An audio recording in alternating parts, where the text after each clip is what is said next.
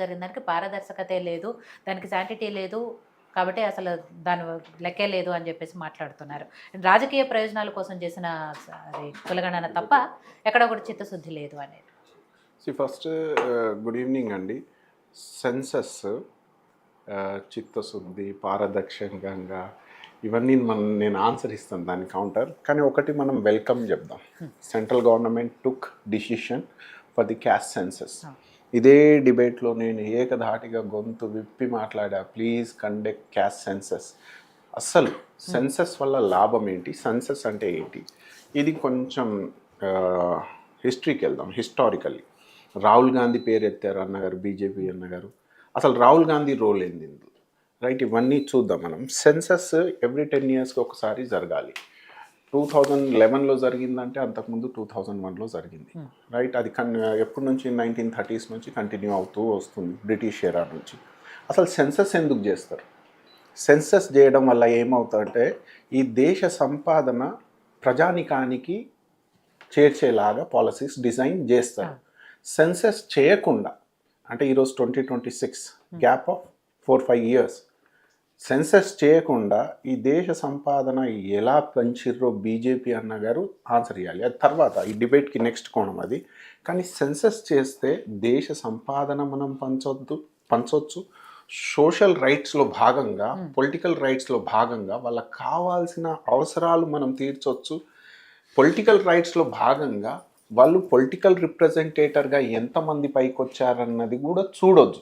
For example బహుజన సమాజం ఈ దేశంలో 80% ఉంది. వాస్తవానికి ఈ దేశానికి నడిపించే సెక్రటరీలు 96 మంది ఉంటాయి. అందులో 94 మంది ఓసీలు. ఏ విధంగా దేశహితానికై పాలసీస్ డిజైన్ చేస్తున్నారు అన్న కోణం ఎవరెత్తారు? వరల్డ్ మీడియాలో ఉంది, పార్లమెంట్లో ఎత్తారు. ఎవరు? రాహుల్ గాంధీ గారు. ఇప్పుడు రాహుల్ గాంధీ గారి రోల్ చూద్దాం మనం. లాస్ట్ 10 years నుంచి, డే 1 నుంచి రైట్, పార్లమెంట్లో మీరు ఇక్కడే వీడియో చూపిస్తాను నేను. ఇదే రాహుల్ గాంధీ హమ్ జాతి గణన కరాకే రహేంగే ఇస్ దేశ్ మే అన్నారు. బల్ల గుద్ది మరీ చెప్పారు. అనాలిస్ట్ గారు చెప్పాలి దీనికి. ఈరోజు జాతి జనగణన జరుగుతుంది. భారత్ జోడో యాత్రలో ఎత్తుకున్న మొట్టమొదటి నినాదం బహుజన సమాజానికి మనం న్యాయం చేయాలి. ఈ దేశం అంటే బహుజన సమాజం మెజారిటీలో ఉంది, వాళ్ళకి సోషియో ఎకనామికల్ రైట్స్ చేరేలా మనం చేయాలంటే క్యాస్ట్ సెన్సస్ ఈ దేశానికి అత్యున్నత అవసరం అన్నారు.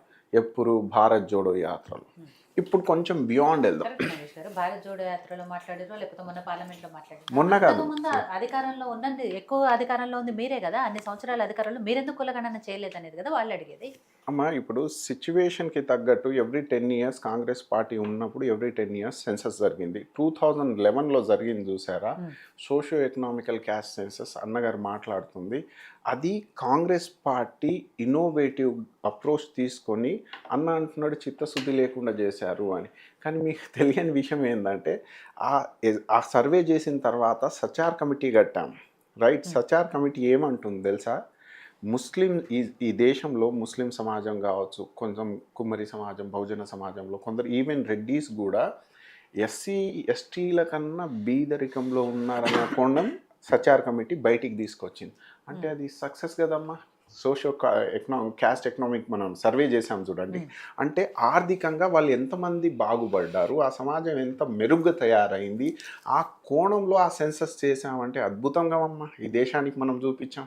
ఇప్పుడు నీడ్ ఎందుకు వచ్చింది? జాతి గణన నీడ్ ఎందుకు వచ్చింది? ఎవరో ఫోర్స్ఫుల్గా జార్ఖండ్లో, ఇది హిందూ రిపోర్ట్ అమ్మ, చెట్టుని ఆదివాసులు రైట్, ఎస్సీలు వాళ్ళ కల్చర్ అంటే ట్రెడిషనల్లీ వచ్చిన విధానాల్ని, చెట్టుల్ని పూజించడం, గుట్టల్ని పూజించడం జరుగుతుంది ఆదివాసులు. ఎందుకంటే బయోడైవర్సిటీ ఈకోసిస్టమ్ అనేది వాళ్ళకు గాడ్, సుప్రీం గాడ్. మెరుపు గడగడ అని వర్షాలు పడుతూ ఉంటే పూజిస్తారు ఆదివాసులు. కానీ ఎవరో జార్ఖండ్లో కూడా బయోడైవర్స్ ఉన్న, ఛత్తీస్గఢ్లో కూడా వాళ్ళకు ఫోర్స్ఫుల్ కన్వర్షన్, మందిరం వైపు కట్టాలి. అక్కడున్న బీజేపీ నేతలే, ఆర్ఎస్ఎస్ సమాజమే ఈ ఆదివాసీ కల్చర్ని గల్ల చేసే దిశగా తీసుకెళ్తున్నారు. ఇక్కడ ఒకప్పుడు ఎప్పుడు లేని కల్చర్. అంటే మనం వినాయక చవితిని భక్తితోనే పెట్టుకుంటాం, అన్నీ పెట్టుకుంటాం. కానీ మీరు ఒక్కసారి అబ్జర్వ్ చేస్తే మీరు చూడండి, నేను చెవెళ్ళ కాన్స్టిట్యున్సీ నుంచి వచ్చాను కాబట్టి శివాజీ గారి విగ్రహం కావచ్చు, మన గణపతి దేవుని విగ్రహం కావచ్చు, కొంచెం వైలెంట్గా మారిపోతుంది. నో డౌట్ వాళ్ళ చరిత్రలో మంచిది, కల్చరల్గా మనం హిందూయిజానికి వినాయకుని ఎంత సిగ్నిఫికెన్స్ ఉంటో అన్నీ తెలుసు. కానీ పెట్టి ఆ పండాలు పెట్టి దాని మీద వైలెంట్ ఉగ్రరూపం, ఆంజనేయ స్వామిది ఉగ్రరూపం ఉన్న స్టిక్కర్లు చూపించి రైట్ ఎటో తీసుకెళ్తున్నారు ఈ దేశానికి. వాస్తవానికి దేశ చరిత్ర ఏంది, దేశం అంటే ఏందో చూపించాలి. మనం అంటే ఈ ఆదివాసీ సమాజానికి, ఎస్సీ సమాజానికి, బహుజన సమాజానికి మనం క్యాస్ట్ సెన్సస్ చేసి వాళ్ళ కల్చరల్ ఐడెంటిటీని రిటైన్ చేయాల్సిన అవసరం ఉంది. ఈ క్యాస్ట్ సెన్సస్ ఎక్కడితోనే ఆపొద్దు. ఈ ప్యానల్లో నాకు ఒక కొత్త డిమాండ్ అమ్మా, సరైన కొత్త డిమాండ్ ఏమంటాను నేనంటే, art and culture, intangible culture అనేది మన దగ్గర ఉంది. మన దగ్గర ఏది తాండవ అని ఒక కల్చరల్ ఆర్ట్ ఉంది, మన దగ్గర డిఫరెంట్ కల్చర్స్ ఉన్నాయిగా. ఆ కుటీరాలు ఎన్ని ఉన్నాయో అవిటిని కూడా న్యూమరేషన్ చేయాల్సిన అవసరం ఉంది. ఎందుకంటే ఆ ఇంటాంజిబుల్ ఆర్ట్ని కాపాడుకోవాలంటే అది జరగాల్సిందే. భరతనాట్యానికి సంబంధించి కుటీరాలు ఎన్ని ఉన్నాయి, ఎన్ని ఫ్యామిలీలు ఉన్నాయి, వాళ్ళకి ఆర్థికంగా ఆదుకుంటేనే రేపటి రోజుల్లో ఆ ఆర్ట్ అనేది నెక్స్ట్ తరానికి ఇవ్వగలుగుతాము. ఈ న్యూమరేషన్, దీంతో పాటు animal numeration, wild life numeration, flora fauna numeration జరగాలి ఈ దేశంలో. అప్పుడే ఈ దేశాన్ని మనం కాపాడుకోగలుగుతాం, అద్భుతమైన సమాజం నెక్స్ట్ జనరేషన్కి ఇవ్వగలుగుతాం. అంత ఎసెన్స్ ఈ క్యాస్ట్ సెన్సెస్కి. అయితే ఈ క్యాస్ట్ సెన్సెస్ ఊకే రాహుల్ గాంధీ క్రెడిట్ చేసుకుంటున్నాడు, కాంగ్రెస్ గవర్నమెంట్ తీసుకుంటుంది అంటున్నారు కదా. ఒక చిన్న అబ్జర్వేషన్ చేద్దాం మనమే ఈ టేబుల్ మీద. లాస్ట్ 10 years నుంచి రాహుల్ గాంధీ ఏమన్నారు, బిఎస్సి స్టాక్ ఎక్స్చేంజ్లో ఇన్సైడ్ ట్రేడింగ్ జరుగుతుంది అంటే నేషనల్ మీడియాలో పప్పు అని అదని ఏదో చిత్రీకిచ్చారు. కానీ మధుబాచి కేసు బయటికి వచ్చింది తెలుసా, ఎంత పెద్ద దేశద్రోహం అది. రైట్. ఇంకో విషయం అన్నాడు ఆయన, ఈ సమాజానికి ఇంకా ఉన్నాయి చెప్పాల్సింది. రాహుల్ గాంధీ చెప్పిన మాటలన్నీ రాబోయే రోజుల్లో నిజం అవుతున్నాయి. విజిత గారు, మార్క్ మై వర్డ్. ఆయన ఏమన్నాడు, డిమానిటైజేషన్ ఈ దేశానికి మంచి చేయలేదు, ఇన్ఫ్యాక్ట్ మన దగ్గర ఉన్న మైక్రో స్మాల్ స్కేల్ ఇండస్ట్రీస్ని నడ్డి విరిచింది, 90 లక్షల ఎంఎస్ఎంఈస్లు క్లోజ్ పడ్డాయి. అంటే అన్ఎంప్లాయ్మెంట్ ఎంత పోయింది, ఇంటాంజిబుల్ హెరిటేజ్గా వస్తుంది చూసారా, ఆ బొమ్మలు తయారు చేయడం, ఆ కుటీరాలు అన్నీ క్లోజ్ అయ్యాయి. ఈ బీజేపీ గవర్నమెంట్ చేసింది ఏంది దేశానికి మంచిది? మీరు అదేంది సర్వీస్ సెక్టర్లో దేశం ఒకవైపు టైగర్ షేర్ అయితే మీరేమన్నారు, ఇండిజినైజేషన్ అన్నారు. ఇండిజినైజేషన్లో మన ఎంఎస్ఎంఈని మనం కాపాడుకోవాలి, ఎక్స్పోర్ట్ దిశగా వీళ్ళకి మెరుగైన అంబియన్స్ ఇవ్వాలంటే మీరు ఇచ్చిన స్టిమ్యులీ ఏది అంటే డిమానిటైజేషన్. దానివల్ల 90 లక్షలు, ఇది న్యూయార్క్ టైమ్స్లో ఆర్టికల్ ఉంది, ఆర్థికంగా బలమైన దేశాన్ని ఇరగొట్టిరు వీళ్ళు. నెక్స్ట్ ఇంకా ఆయన ఏమన్నారు, ఒక రకంగా పవర్టీ పెరిగిపోతుంది, బిలో పవర్టీ లైన్లో ఇంతకుముందు తక్కువ 32 million మేము కాంగ్రెస్ బయటికి తీసుకొస్తే ఈరోజు బీజేపీ సిస్టంలో 80 నుంచి 90% పీడిఎస్, పబ్లిక్ డిస్ట్రిబ్యూటరీ సిస్టమ్, అంటే రేషన్ కార్డుల మీద ఆధారపడుతుంది, అన్ఎంప్లాయ్మెంట్ పెరిగిపోతుంది. కానీ కొందరు మాత్రం అదానీ సంపాదన ఈరోజు 15,000 per crore, అదానీ అంబానీ సంపాదన అది ఎలా పెరుగుతుంది ఒకసారి క్రాస్ చెక్ చేయండి అంటారు. అంటే ఇది కూడా వాస్తవానికి మొన్న తేలింది ఏంటంటే, న్యూయార్క్లో వాళ్ళిద్దరు అదానీ అంబానీ కరప్ట్ పర్సన్ అని అరెస్ట్ వారెంట్ వెళ్ళింది. అది రాహుల్ గాంధీ. అంటే నేత, లీడర్ అనేది రాబోయే థ్రెట్ని ఉద్దేశించి మాట్లాడతారు.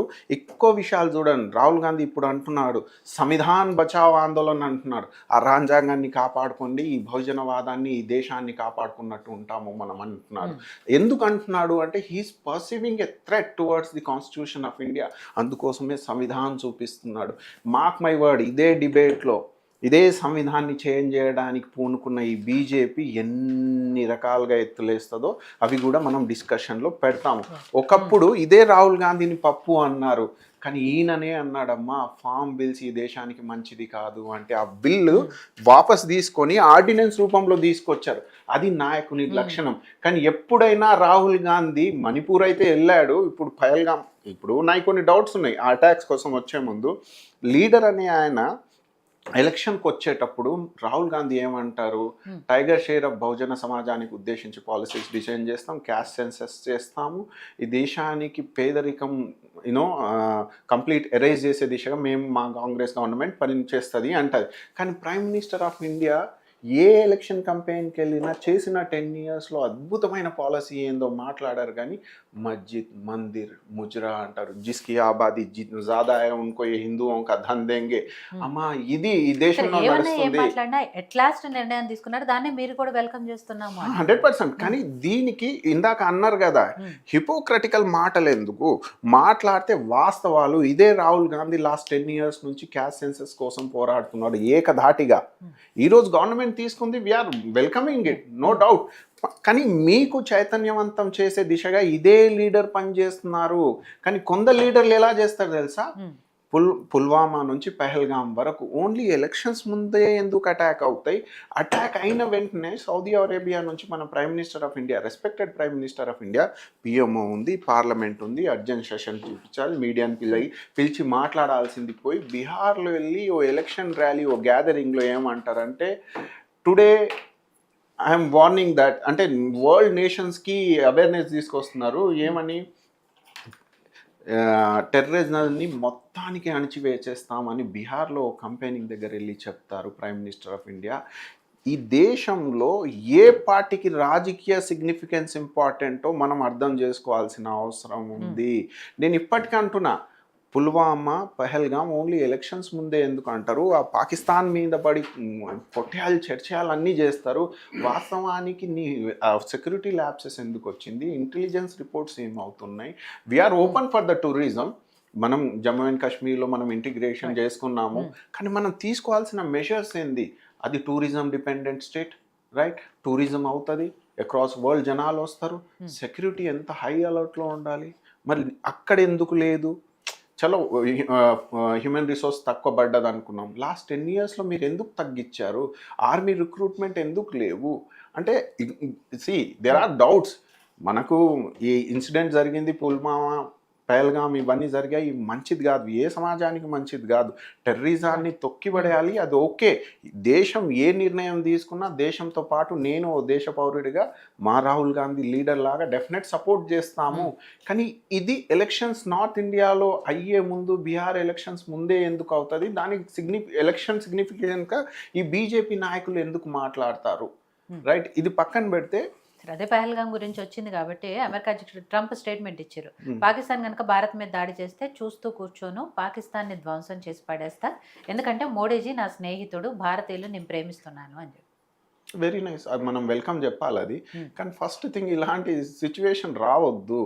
ఈ ఉగ్రదాడులు కాదు, ఓ దేశం మీద ఇంకో దేశం దాడి చేయడం మంచిగా, ఇవన్నీ మనం ఎంతసేపు అయినా కల్చరల్ హ్యూమనిస్టిక్ డెవలప్మెంట్ అప్రోచ్లో ఉండాలి, హ్యూమన్ రిసోర్స్ డెవలప్మెంట్లో ఉండాలి. ఈరోజు యునైటెడ్ స్టేట్స్లో we must feel proud about our culture. Culture అంటే ఏందమ్మా ఇక్కడ? Hinduism is a culture, way of living. ఈరోజు సత్యనాందేళ్ల నుంచి సుందర్ పిచాయ్ వరకు వరల్డ్లోనే techno driven కంపెనీస్ని నడుపుతున్నారంటే proud to be A culture, they belong to your culture, right? అంత గొప్ప కల్చర్ నుంచి వచ్చిన మీ అవుట్పుట్ని మనం ప్రౌడ్ ఫీల్ చేయాలి. ఎట్ ద సేమ్ టైం మన కల్చర్ని మనం కాపాడుకోవాలి, రాబోయే తరానికి ఇవ్వాలి.